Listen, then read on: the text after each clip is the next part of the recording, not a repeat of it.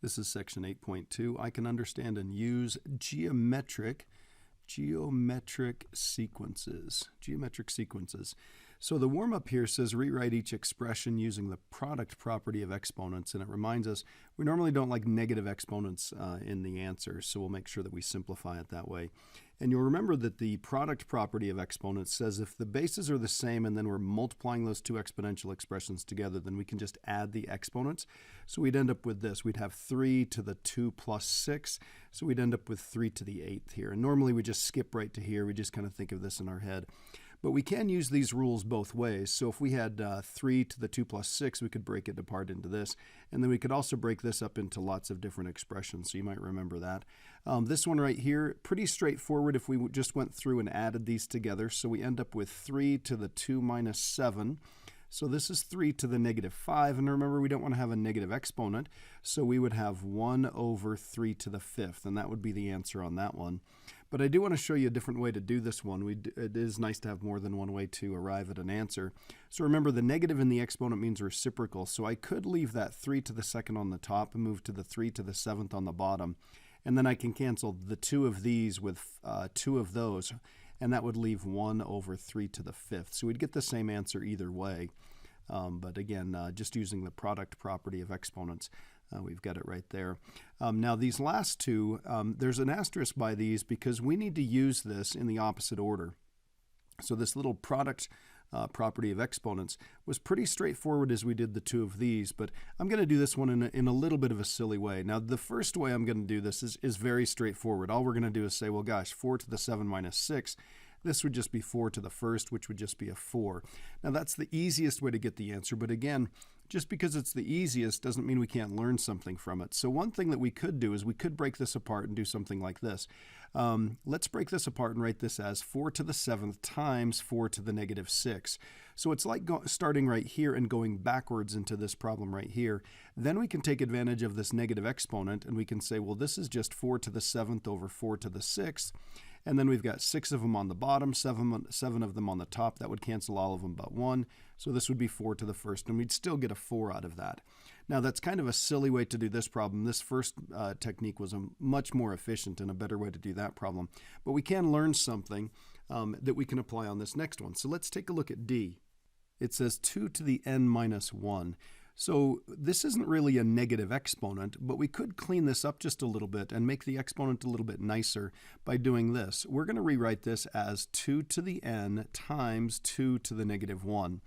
And then we'll apply this negative exponent idea. This means reciprocal. So this is going to turn into 2 to the n times 1/2, which we would normally write with the coefficient out front. So we'll have 1/2 and then times 2 to the n.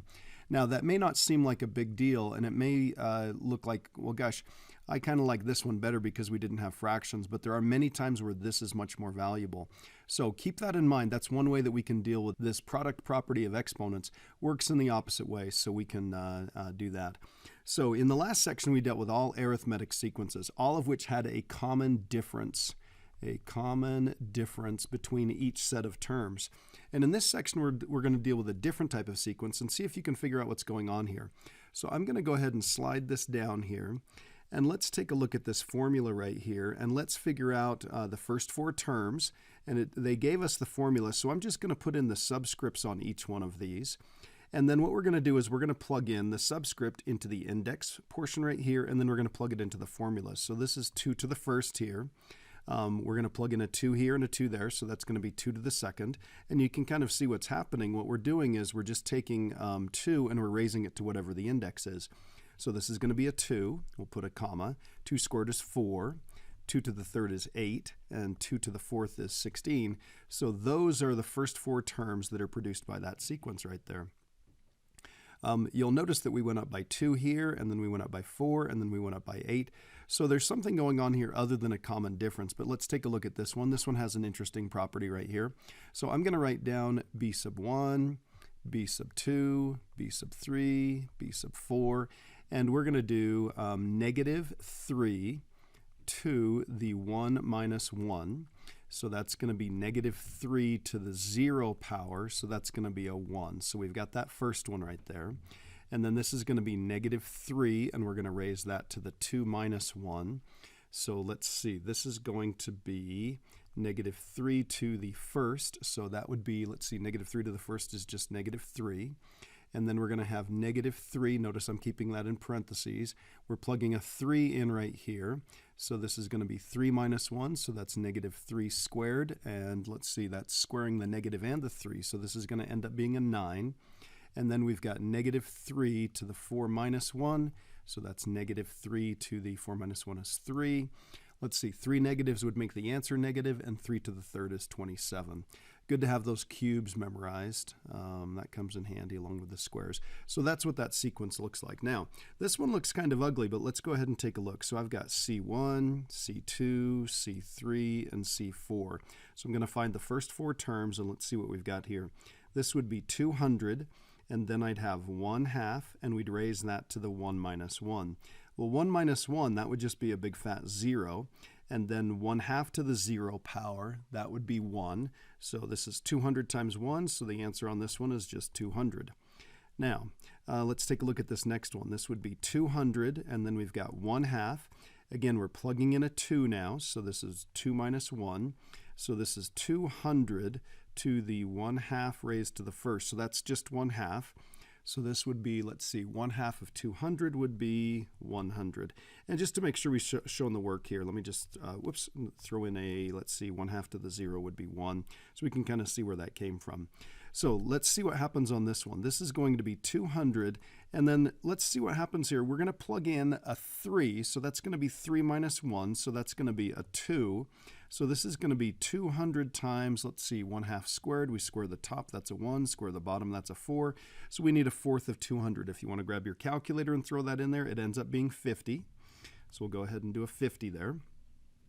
And then let's see, the next one would be 200, and then we're going to have the 1/2 raised to the, if I plug in a 4, we get 4 minus 1, that would be a 3. So we're going to have 200 times 1, let's see, 2 to the third, that's going to be 8. So let's see, 200 divided by 8, I think that's 25. So I think this right here is the answer. Just to double check, I'm going to grab the calculator and I'm going to throw this one in. So let me go ahead and turn this on. Let's see what we get here. So this is going to be 200 and then parentheses. I'm just going to type in, I'm just going to type in 0.5, and we're going to raise that to the third and hit enter. So we do get 25. Just for the heck of it, I'm going to use the formula and show you that that would work also. So I'm going to do 200, and then I'm going to make this a 1 divided by 2. And then I'm going to raise that to, now mine has that caret right there, so I need to make sure that this is in the exponent. I'm going to do 4 minus 1. So you'll notice that what I have, I've got the 200 there, I've got the 1/2 there, and then I've raised that to the, for the fourth one, this is 4 minus 1. So I'm going to go ahead and hit enter, and it does give me a 25. So I'm in pretty good shape there. Now, the thing that's different about these, as opposed to the ones that we did in the last section, is instead of having a common difference, instead of adding the same number each time, and remember, we always thought of that as adding the common difference, even if it was negative. So instead of adding every time to get the next term, what we do on each one of these is we actually multiply. So write the word multiply right here. So on this one, what we did is we multiplied by 2, multiplied by 2, multiplied by 2. On this one, we multiplied by -3. 1 times -3 is -3. We times by -3 again, we get 9. Times by -3 again, it switches signs to a negative, and then we get 27. And here what's happened is we're basically multiplying this by 1/2 every time. So half of 200 is 100, half of 100 is 50, half of 50 is 25. The next term would be, let's see, 1/2 of 25, that would be 12. 12.5 would be 25 over 2. So instead of having a common difference, what these have is they have what we call a common ratio. That's the big difference here, is they have a common ratio rather than a common difference. And we call this type of sequence, we call it a geometric sequence. Okay, and let's figure out a formula similar to the way that we did the last one. So it says, answer the questions using the given sequence. So here's the sequence right here. It's a relatively easy one to figure out. And it says, what's the common ratio? Well, the common ratio is what do we multiply by to get from one term to the next term. Now, in order to find the common ratio, you can always take any term and then divide it by the one before it. So if I took 30 and I divided by 10, so I take this one, divide by the one before it, I end up with 3. If I take 270 and divide by the one right before it. Divide by 90, the zeros would cancel. 27 divided by 9 would be 3. So the common ratio here is 3. And then it says how many common ratios between the first one and the second one. Well, to go from this one to this one, what we had to do is we had times by 3. 10 times 3 would be 30. So that's just one common ratio. To go from 10 to 90, you would have to multiply by 9. Well, 9 is 3 squared. So that means that's 2 common ratios. So we have to multiply by 2 common ratios here. And then you can kind of guess what's going to happen on this one. It's going to be 3 common ratios. And to just kind of make the point, the common ratio is 3, and we need to multiply by 3 of those. 3 to the third is 27, like we talked about a few minutes ago. Okay, so on this one, we multiplied by 3, then times by 9, then times by 27, or that would be 3 common ratios of 3. So if we're on the nth term, we take the first term and we multiply by n minus 1 common ratios. And I'm going to go ahead and put that in parentheses like we did before. And again, we're going to kind of point out the reason for that. So we're going to talk about a general formula for a geometric sequence. And again, when we're using a general formula, we use the properties of exponents in order to simplify that, and we'll show a couple of examples of that. So again, a sub n, that's going to represent the nth term. A sub 1, that's going to represent the first term, and I'm just going to write this in both of these places right here because we're going to talk about a recursive definition here in just a second. This one right here is the common ratio, so let me write common ratio. And then we've got this blank right here. So remember, what we're doing, in order to get to the nth term, we take the first term and then we multiply it. That's why we've got the dot there. We multiply it by n minus 1 common ratios. Well, that means you'd multiply by r and r and r again. So we multiply by 3 and then 3 squared and then 3 to the third. So what we're going to multiply by is r to the n minus 1. So that n minus 1 actually becomes the exponent in the formula for a geometric sequence. So we're going to slide down here and we're going to take a look at a recursive formula. Again, recursive formulas can be useful. They're a bit of a pain in the butt in order to use, but the nice thing is, in order to write down the formula, it's really a piece of cake, because we write down what's the first term, they give us our starting point, and then the next term, a sub n, is going to be the previous term, a sub n minus 1, that's the one right before the nth term, and then we times it by the common ratio. Now, it is possible to put parentheses around it. It's also possible to write it like this, a to the n minus 1, and then times it by r.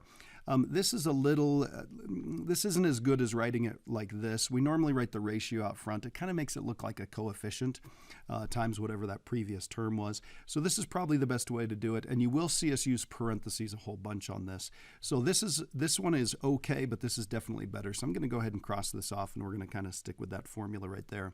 So let me slide down here, and let's take a look at what we've got on this one. So it says find the general form and a recursive form for this sequence.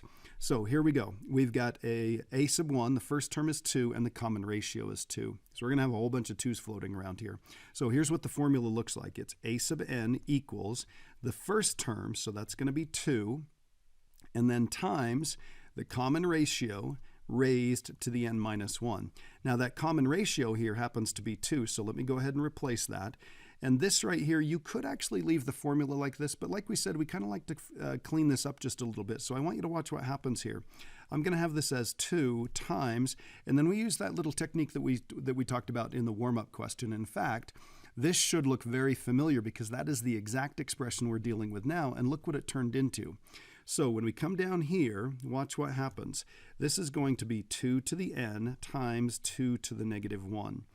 So that 2 is right here. So let me highlight these. So that 2 came from that. And then this, so let me highlight that one. That one came from there. And then, of course, you can see the 2 to the n there.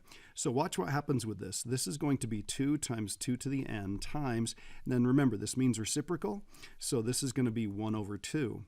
Well, this is 2 times a half. I can go ahead and cancel that denominator with that numerator, and here's what we get. A sub n equals 2 to the n, and this right here is the formula. That's the nth term formula. So if we come back and take a look at this right here, we've actually come up with this formula that produces this sequence. It's that one right there that we did in example 1a.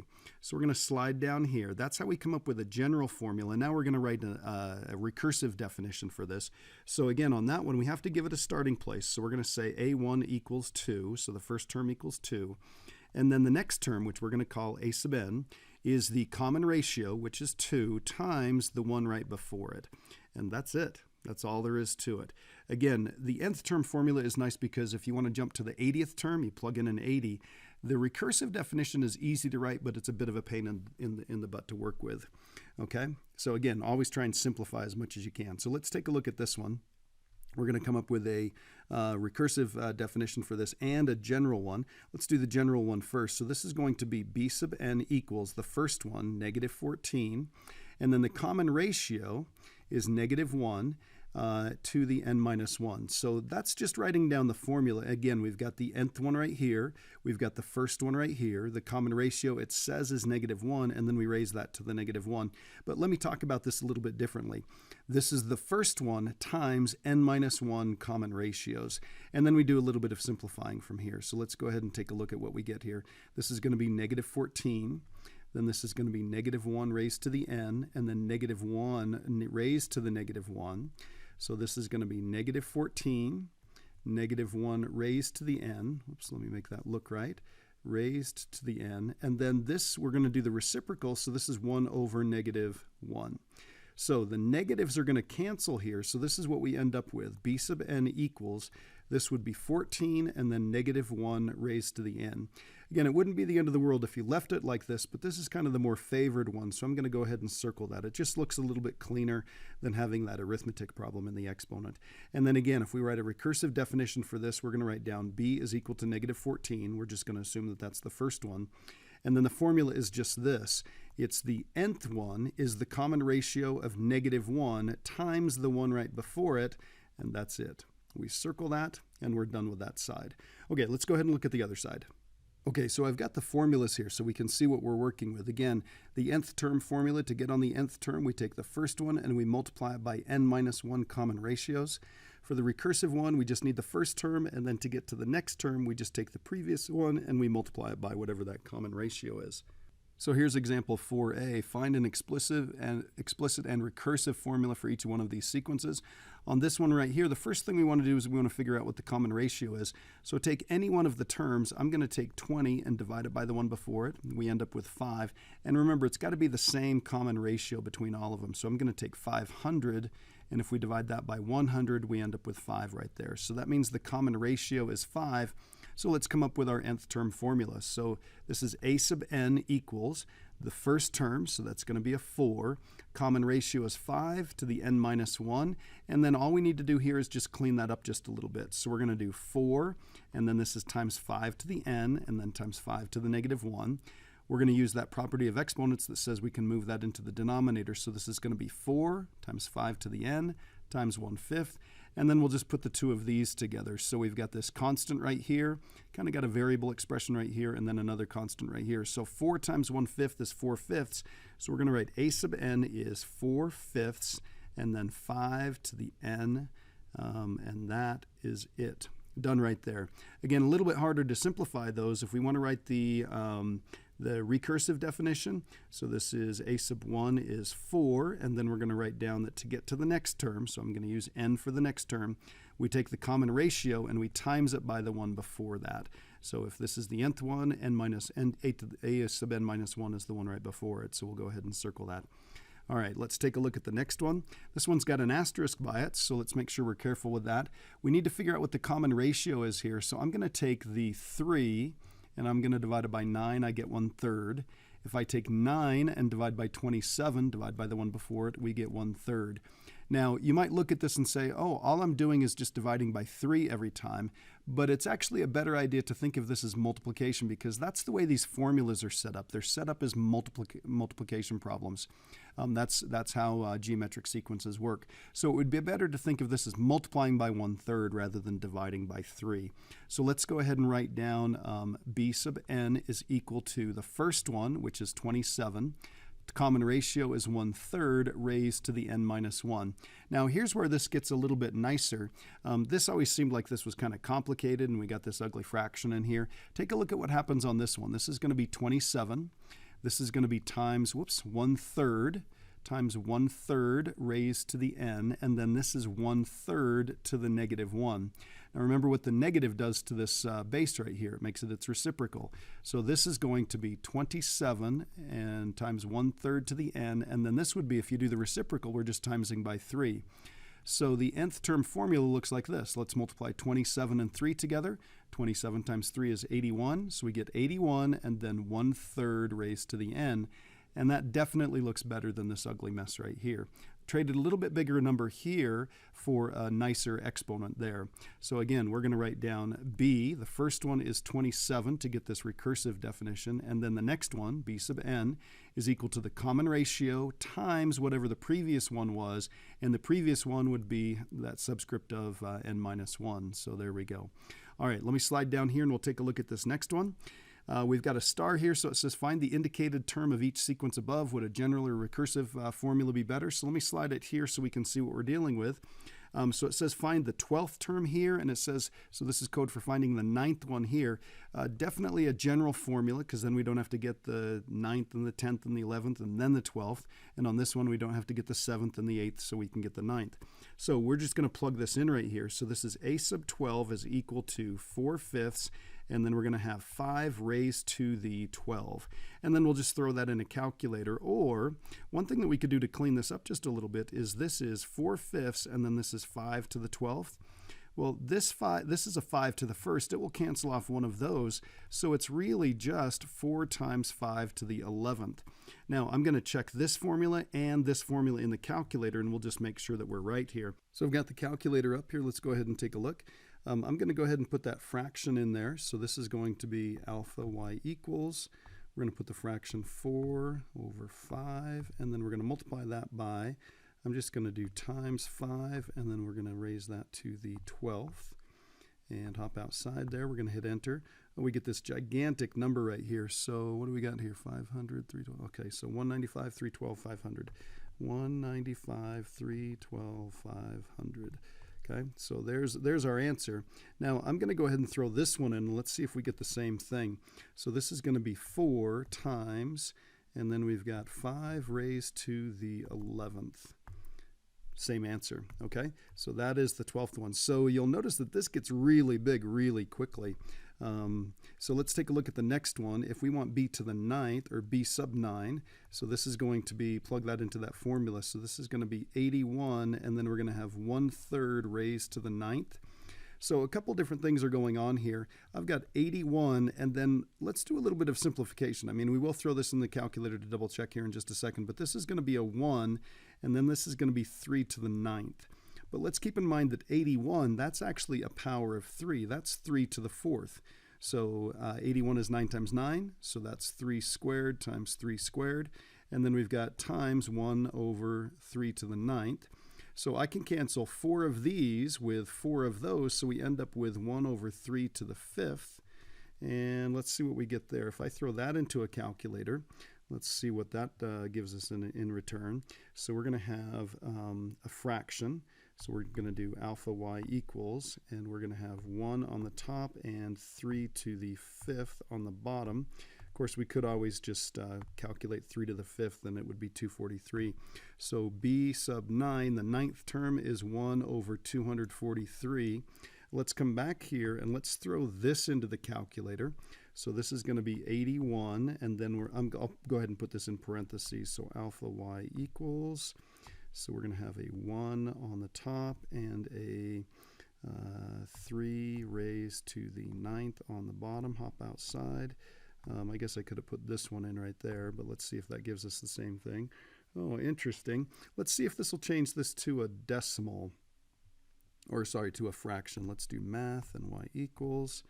And there we go. So it turns it into the same thing. So even when your calculator thinks we've got a fraction right, or a decimal right here, this one is a small enough fraction that we can actually work with this. So it is 1 over 243.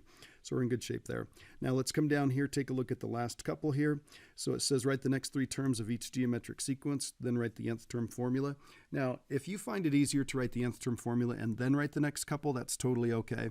But let's take a look at this and see if we can figure out what's happening. We started off with a 1, and then we've got a -2, and then we've got a +4, and then we've got a -8.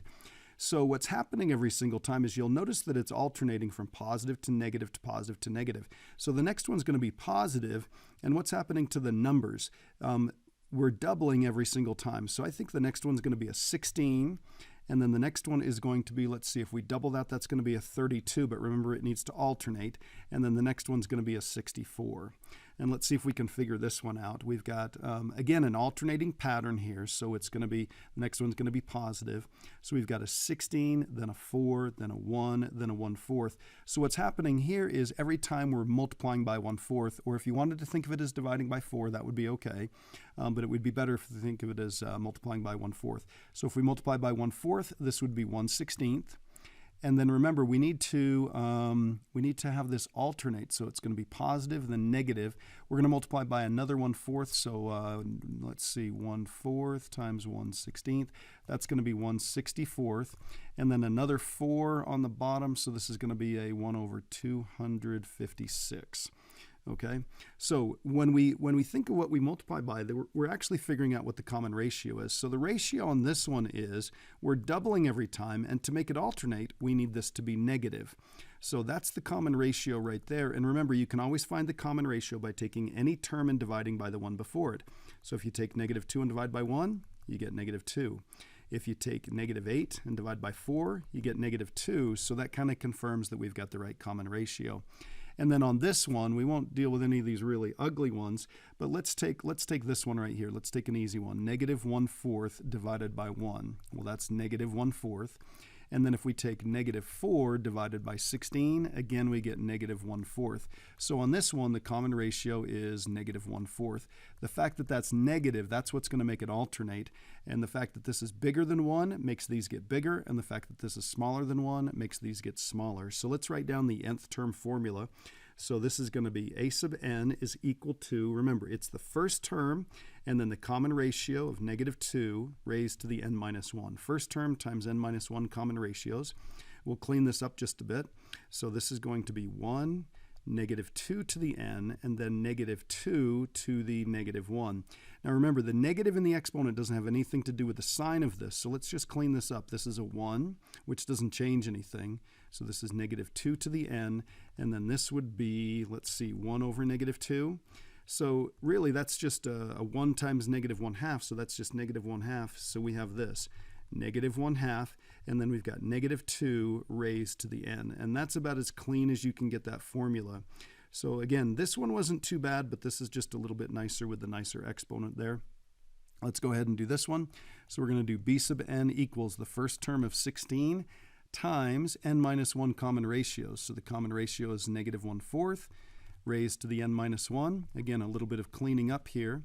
So this is going to be -1/4 raised to the n, and then this is going to be -1/4 raised to the -1. All the negative does is make this the reciprocal. So here's what we've got. We've got 16. This is -1/4 raised to the n. And then this is just the reciprocal, so this is just going to be -4.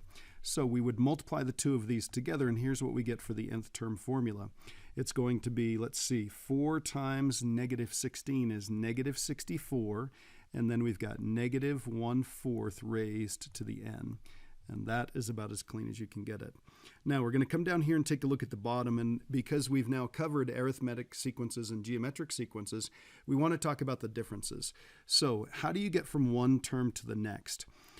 So the difference between arithmetic and geometric sequences, how you get from one term to the next. So think about what happened here. To get from one term to the next, we were always multiplying by that common ratio, but on an arithmetic one, we had a common difference, so we were always adding that common difference. So how do you get from one term to another on an arithmetic sequence to the next term? So what we do is we add the common difference. Now, the sequences that we study in this class, they're only arithmetic or geometric. So the next one, you'll see that it's very, very similar. So when we find a geometric sequence, what we do to get from one term to the next one is we multiply.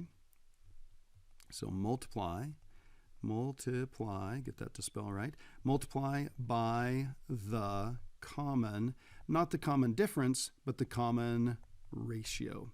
Okay, so that's the real difference here. When we're working with an arithmetic sequence, we add the common difference to get from one term to the next. When we're working with a geometric sequence, we multiply by the common ratio to get from one term to the next. All right, there's the self-assessment right there, and good luck on the assignment.